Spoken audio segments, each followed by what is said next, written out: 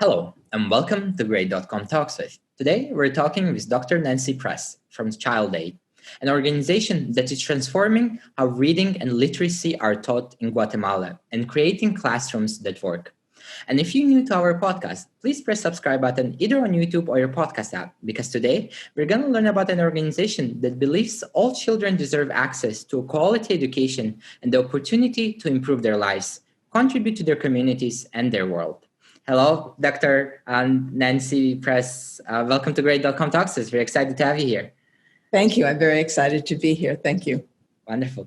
Could you please describe Child Aid for someone who is not familiar with your work? Sure. So we believe that literacy and education are pathways out of poverty for individuals and also for communities. We think that education is the ground on which many other advantages in life are built. And maybe most is important, people a deep their ability to solve problems and to have a better life than they thought they might be able to. Child Aid, as you said, works in Guatemala, which is one of the poorest countries in the Western Hemisphere. It's a place with enormous beauty and diversity and thousands of years of habitation. The Mayan groups we work with have been living in that area for 4,000 years. But it's also a country that's scarred by 33 years of civil war, has some of the worst malnutrition and income inequality in the world, and the lowest rate of literacy in all of Latin America. So Child Aid obviously can't solve all these problems, but we can help provide the tools that we think can help do them, starting at the root, which is children's education. Absolutely. Education is a pathway to building a better quality of life. And if more children across the world, especially in Guatemala, have access to education, and also the education that is being taught is very children-focused and progress-focused rather than just classrooms, that will enable a society to improve and future generations to make a change in their community. So the fact that your organization is describing that and is working towards that is wonderful.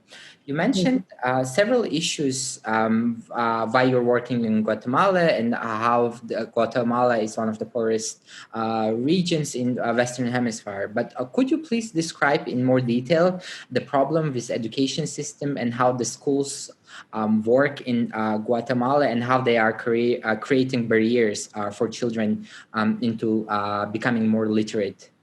Sure. So one of the things about Guatemala that's a little different is it is not a place where everybody is impoverished. It's a place where there's, as I said before, this enormous disparity between people in the elite, I guess, who are very affluent and the rest of the country. And a lot of that is based on the fact that more than 40% of the population identifies as indigenous, as Mayan. They live in rural highland areas. That's where we work. Gorgeous coffee growing, but they're really, in terms of services, are really pretty much starved of the resources that could be brought to them in the rest of the country. So, one of the things that we found pretty shocking was when we discovered that teachers in Guatemala only have to have, in primary school, elementary school, only have to have a high school education. And they don't have any practicum, in classrooms where they go and they're apprentices to other teachers. And then they get dropped into these classrooms, which have almost no resources. When we started working in Guatemala, you'd walk into a classroom and there'd be absolutely no books. I walked into one classroom where a teacher was ripping up newspapers and handing out pieces of paper to the kids so that they could see what text written on paper looked like. So that's actually why we started with book delivery, and we've so far delivered close to 700,000 books in Guatemala. But kids don't learn to read just by having a book put in front of them, not if they don't have parents who read to them, et cetera, et cetera, et cetera. So we finally honed in on the fact that the only thing that was going to change the educational system was better training for teachers. And so we have developed, based on sort of international best practices, a 3-year program of workshops in a school followed by 3 in-class coaching sessions for each teacher. So that's like 24 workshops, 3 times 12 or so in-person sessions a year. And it's not just a matter of teaching kids to read a book. It's really, that is not, the essence of literacy. So our work really concentrates on breaking the paradigm, breaking the way teachers had taught. So teachers had taught, they came from classrooms with no books. They had no books in their classrooms. So they'd write things on a blackboard and kids would copy. And kids would repeat in unison. And so we start with teaching teachers how to read books to kids, kind of things that are sort of normal for middle-class parents, and get them excited about reading, get them to think and to trust their imagination and to be curious and enthusiastic about school as the content is progressing. Teachers find it really sort of a revelation that they can do this, that they can interact this way with their kids. And so we haven't had trouble getting people to want to go through the program. Nobody wants to do their job badly. The satisfaction comes from doing it well. And so we help, while we're helping kids, we're also helping teachers be more satisfied and changing the whole culture of the school. And I guess the last part is that our staff are all Guatemalans. Most of them are Mayan. We put them through a training program and then help them run the organization a lot by themselves. A lot of kids come into school in those areas and they don't speak Spanish. They speak an indigenous language that they heard at home. This is a problem in many parts of the world. So right away they're behind. They don't understand the language. So we work with ways of bilingual education, but also on a more subtle level. These kids are indigenous Mayan. Our staff who come in are also indigenous Mayan, maybe wearing the clothes that with 4,000 years of history, but instead of being seen as lesser than, which is the general feeling in Guatemala, they're seen by these kids as role models. People who look like them, like the kids, who are in positions of authority and are successful. So it's there's both the direct approach of training teachers and there's a lot of this indirect stuff. Mm-hmm. Wow, that's very beautiful. Thank you for clarifying that Guatemala, there is a high wage gap. There's a high wealth gap between affluent people and between Mayans. And the Mayan indigenous people don't necessarily get enough funding for the schools, don't necessarily have the tools that are available to other part of the population. And the approach that is needed to schooling the children from indigenous communities requires individual approach, requires a different approach. And the fact that you have your staff members are representative of indigenous communities and they work with the children from indigenous communities, and now you mentioned they are role models and the teachers are role models. As well as when you mentioned that the cycle, it's not necessarily the fact that teachers don't want to teach great things to children, but it's the fact that they were not taught the right way themselves. That's why we need to break that barrier of teachers getting a good education and then teaching that good resources, good knowledge that they received back to the community. So the fact that you are working into breaking that cycle is the first step to changing how schooling and education system works in those communities that you work in Guatemala. As your organization has such a comprehensive approach, a solution for the educational and schooling problems, literacy problems in Guatemala. One part you mentioned about training teachers and one-on-one coaching. But could you please describe that process in more detail? How do the teachers come to your program, or how do you facilitate the learning experience for them? So we started out just working with a couple of schools, but at this point, what we do is we're working in 4 departments in Guatemala. Department is like a state for U.S. listeners, and we are certified by the Ministry of Education to offer our program throughout Guatemala. So we start with a department, and then we go to a smaller educational level, like a district, and we get agreement and buy-in from a district to offer the program. And then the head of that district helps us select schools that he think would be good schools to start with the idea that eventually we'll work in all the schools in the district, but somebody might say, there's a really strong teacher here, or there's a really strong principal, why don't you start with them? In the new district that we just moved into before the pandemic, we are working in 2 school districts, 33 schools. So we then have a meeting with the school director, the school principal, and we get that person's buy-in. And then our workshops are made in service days. So those are days when students are not in school. So they're kind of a requirement that teachers be there. But we meet with the whole school first. We get an agreement from the whole school. We very rarely have any resistance at all. And then we have these workshops. And the workshop is for the entire school. It's held in the school. It's a whole day workshop. If schools are small, we may have more of them together. We have a curriculum that goes through all of the sessions, starts with the easier stuff, although we talk from the very beginning about breaking the paradigm. Actually, it translates almost directly into Spanish. And we talk about how their classrooms are going to be different. At the end, we're working on a video that will actually show that.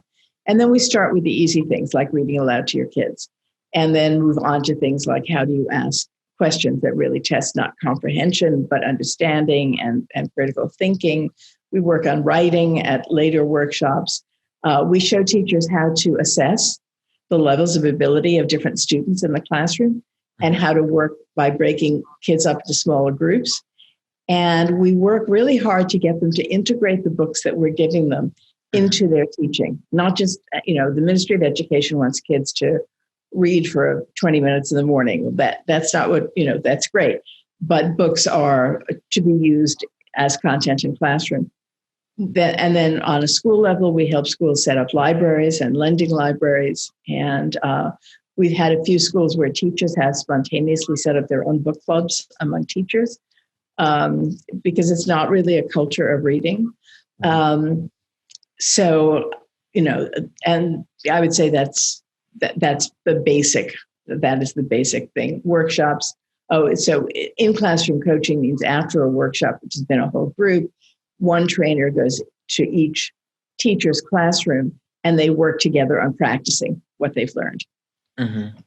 Wow. What I really liked when you were describing the process is how you teach teachers to break the classroom into smaller groups. So smaller, they can provide enough attention to those groups, because when you're working with like a students of 30, 40 students in a classroom, it's very hard to give information per each individual student. But when they're working in a smaller groups, 4 or 5 groups within a larger classroom, it's the probability of teachers having more time and more impact on the quality and the interactions the children get with teachers is higher and much better. And your organization, we discussed earlier that you were able to provide more than 700,000 books, and you also are working on building a culture of reading in Guatemala. Could you please tell us why is it important to build the culture of reading, especially in Guatemala, and how can it, what kind of impacts can it have on the future of the nation? Yeah, there's so many answers to that question. On one level, I think it's hard, certainly for American parents, and I'm assuming as I'm speaking here that's mainly it, hard to really realize what it's like to grow up in a household with absolutely no books, no newspapers, no magazines, and parents who can't necessarily read the ingredients on a food product or the instructions for a medicine. I mean, illiteracy is really it's a very severe problem. But even once you get past literacy and kids can read. Yes, you asked about the culture of reading. You live in a rural community. You're 6,000 feet up Roads are really bad. You don't have television, or you don't have access to the internet. It's a very isolating kind of life where it's really hard to imagine the rest of the world. It's hard to imagine a life that can be different because you haven't seen it. And it all seems to be something way out there that has nothing to do with you. You start to read and the world opens up. You see all these other possibilities, all these other ways of being. Maybe you can even learn things about your own country that you didn't know about before. And your imagination, if you're a young kid, is sparked. And you start thinking about your own stories and just want to learn more. We have one video that we really love, where a child is describing his favorite book, which is about how a giraffe couldn't dance and was taught by other animals to dance. And the delight and joy in his face talking about it. I think, I read for work all the time. And sometimes it's hard for me to reconnect with remembering what I was like when I was 8 years old, and sitting curled up in a chair in the living room and the excitement of reading a book, that sort of newness and novelty. So that's the sort of individual answer. On the larger level, what Guatemala is lacking more than anything else is a middle class. It's a group of people, or enough of a group of people to break apart this. There are the very, very rich and there are the very, very poor. And Guatemala needs it too, because they're not going to move into the 21st century in terms of industry and commerce, et cetera, without a middle class. So what we are hoping to be like the yeast in the bread, that, at this point we have reached about 80,000 students, and we're in a rapid expansion mode. And you change the students, you change the teacher, our staff becomes leaders in their own community. Teachers start to talk to each other. We set up WhatsApp groups, for teachers. And the hope is, and we see bits of it, that there's a growing demand among that group for a different kind of world and a different kind of country. Mm-hmm. And I know it sounds like primary education is far away from that, but I actually think that that's a terrific place to start. Mm-hmm. Thank you for explaining the impact of building a culture of reading on the individual level, as well as also on the country level. When you mentioned on the individual level, it will make the quality of life better for a particular individual who knows how to read. They can read the magazine, they can read the instructions on the medicine, they can read the ingredients on the food product. So it will make them their life a little bit easier. But on a national level, on a larger extent, when the children are educated, when the children can read, and it's the first step into the learning. So once they can read, then they can comprehend, they can learn more things, and then they can build the skills that can convert into high-paying jobs, into into trades, into entrepreneurship, and then in general, all of these efforts will enable the country to have, as mentioned by you, a middle-class population that will close the gap between the super affluent and super poor regions across the country. So that's you mentioned a yeast into the bread. So I think that's a beautiful analogy, and it actually describes the process in a manner that is understandable for general public.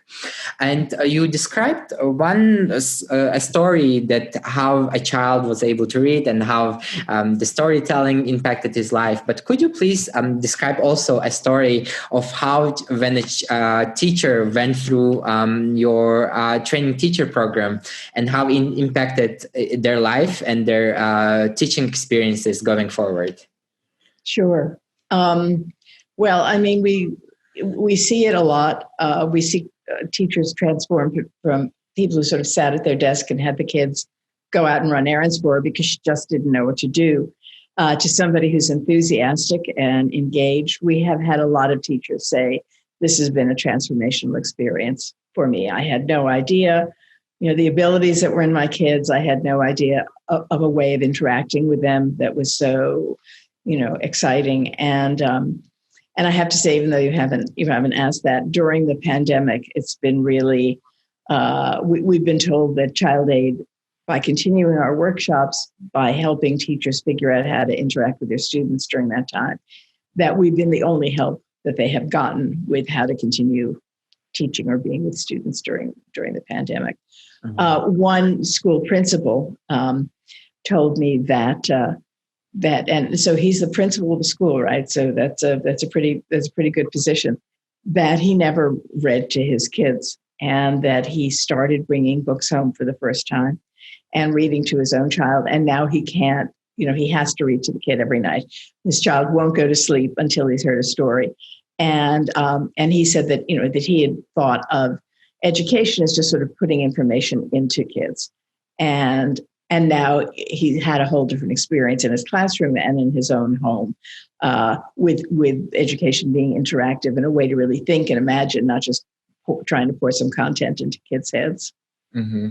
Yeah, from what you described, I can see that the experience of teaching has become more interactive, more engaging, both for teachers and children. And the fact that your organization Child Aid was able to support teachers and children and the schools in general in a time of need when they didn't receive any other help from other resources during the pandemic is incredible. And I applaud you and all your staff members that are in Guatemala in being in the front lines in supporting children and supporting teachers in their journey of becoming more literate. So that's beautiful. If someone would like to support Child Aid, how can they do that? Well, I think the first thing to do is to go to our website, which is www.child-aid.org.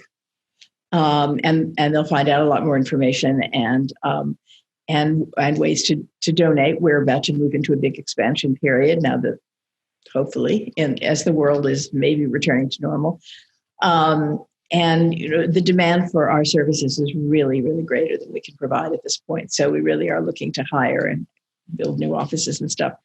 But one of the best things that people can do is sign up for our email, sign up for our newsletters. And if they like what they read, tell other people about us, because Guatemala is a small country, Portland's a small city, and putting those two together, I think we have a really beautiful tree that we built in a forest, and we just need many more people to walk past it and get enthused about it. So. Absolutely. The link to the Child Aid's website will be provided in the description. So you viewing and listening can go to the website and familiarize yourself with the great work Nancy and the team at Child Aid are doing and support their mission. Thank you so much, Nancy. It was wonderful to get to know you and the great work Child Aid is doing. Thank you. You too. I really enjoyed this. For you listening, if you enjoyed this conversation, please press like and share button, because this will show the YouTube and podcast algorithms that this conversation is important, that we need to create classrooms that work, and we need to cultivate the culture of reading in Guatemala. Thank you, and see you in the next episode.